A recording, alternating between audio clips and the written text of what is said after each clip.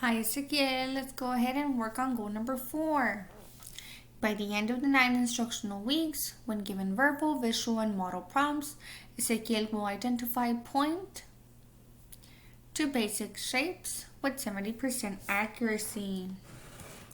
Let's go ahead and find our assignment. So these are our shapes, Ezekiel. This is a circle.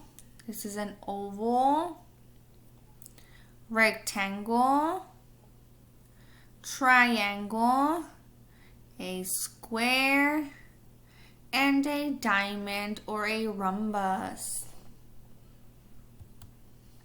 So number 1, find or point to the circle. Remember, we have a circle, a square, and a triangle. Now listen to what it's asking you to do. Find or point to the circle. So you need to find a picture that looks like a circle. And you will put a circle around it, Ezekiel.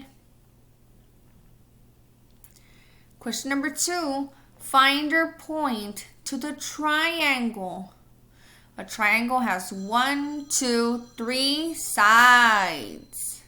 So we have a diamond, a rectangle, and a triangle. So again, find or point to the triangle.